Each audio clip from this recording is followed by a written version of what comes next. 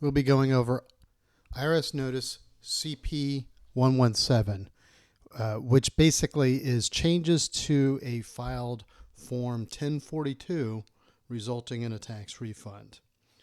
So unless you've filed IRS Form 1042, you shouldn't expect to receive this particular CP notice.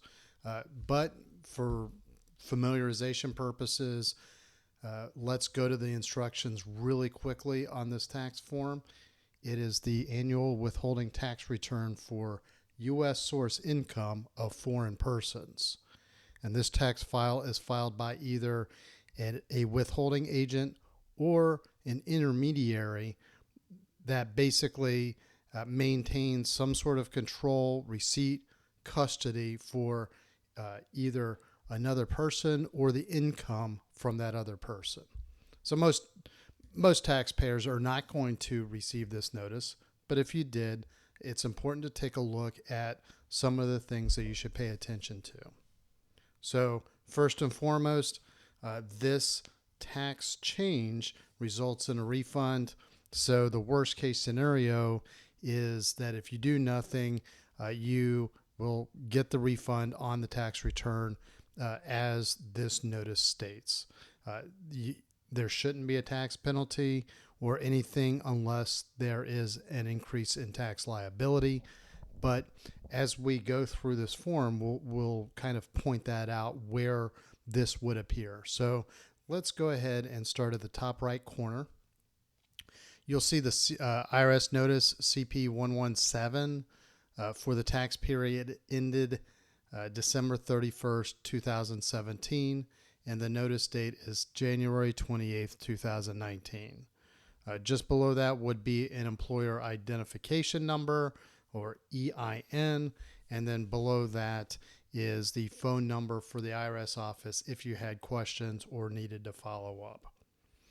On the left-hand side would be the business name and address of the intermediary. So real quick, the withholding agent or the intermediary, that business entity's name and address should be right here on the left-hand side. So as I usually point out, I'm going to point out two things. One, pay attention to the notice date, because if there is a requested action, if you need to make a change to this because you still think that the IRS is not correct, then you may be requested to take action within a certain period of time after the notice date. Let's take a quick review of this to see if there's any such indication. And it says right here, if you notify us in writing within 60 days of the date of this notice, we'll reverse any changes. So in this case, the IRS is saying, if you disagree with this, you have 60 days from the date of this notice, January 28th, 2019, to inform the IRS in writing.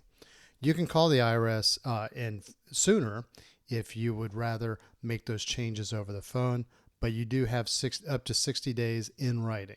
After that, the changes, at least according to this notice, may have to go through the appeals process. So basically, you would have to go through the claim for refund, dispute any charges, anything of that nature. So 60 days from the date of this notice. On the left-hand side, your address. Generally speaking, when you file your tax return, your address should be updated in your IRS records. However, if you have just recently filed your tax return and you're not going to file for quite some time, like until the next year, then you may consider filing either IRS Form 8822B, which is the business change of address form, or in a personal situation, IRS Form 8822, which is the personal change of business address, or personal change of address form. So you would want to do that. In the case the IRS issues correspondence, you want to make sure that that correspondence is routed to your correct address.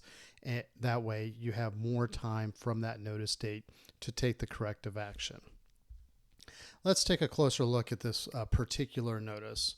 So this is pertaining to the 2017 Form 1042, and it looks like there's a refund of $100 based on a tax calculation error that the IRS believes that may have been made. It looks like you made $300 of payments. You actually only owed $100, and so there's a $200 refund. I do not know why that $200 does not match this. I would make the assumption that this $100 correlates to the reduction in your tax liability of $100. So if you agree with this, basically you do nothing. You should collect a refund check within 4 to 6 weeks, as long as it's not offset against any other tax debt. So we'll put links in the show notes if you've waited for more than 6 weeks and have not received your refund check. You can follow up using IRS Form 3911, which is it's the inquiry form for a refund check that has not been received yet. So if it went to the wrong address, or if it got deposited in the wrong account or something of that nature, you can track it down and have the IRS or Treasury Department do further research for you. At the bottom of this form, if you chose to not use IRS Form 8822 to change your contact information, you can include you can include this, basically put your phone number down. You would check this box if you've included any correspondence. So this would be what you submit with your with your correspondence within 60 days. You would want to make sure that you complete your employer ID number, the tax period, and the form number on each piece of correspondence. So again, if you don't agree, call the IRS. You can contact the IRS by mail. You have 60 days. After that, then you would go through the audit process. You have formal appeal rights. And then below here, if you needed to dispute any changes, you can file a claim for a refund within 3 years of the date that you filed the tax return, or within 2 years of the date of your last payment. So here is a summary of the total taxes that you owed, as well as total tax deposits and other credits and payments. That results in $300. Here's the listing of when those, it appears that this was either a double payment or some sort of added credit that was applied on top of that. I am not very sure. But again, this is fairly boilerplate information, namely because, this is resulting in a refund. And so we're going to go to the IRS page just to see if there's any additional information. Again, contact the IRS. In this case, you should call within 10 days of the notice if you disagree with changes. That was not in the notice. And then you can also go into some frequently asked questions about the refund and whether or not you are paid interest. Generally speaking, you receive interest on outstanding payments if it's the IRS that made a mistake, or if you filed your tax return and the IRS took its time in processing your return and giving you your refund, you might receive some sort of interest based on that.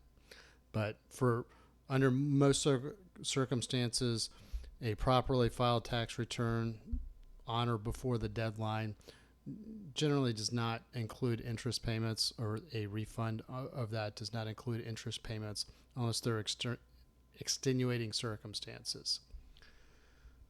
So I think we've covered everything we need to know about this notice. We will include some links in the show notes to articles and videos that we've created, or resources about those forms, articles and videos that we've created on certain forms like IRS Form 8822 and other forms like that. So if you like our articles, please subscribe to our newsletter. If you like our YouTube videos, please subscribe to our YouTube channel. If you have any questions or comments or if there's something that you'd like to see in an upcoming video, please hit me up in the comments section. Thank you very much and have a great day.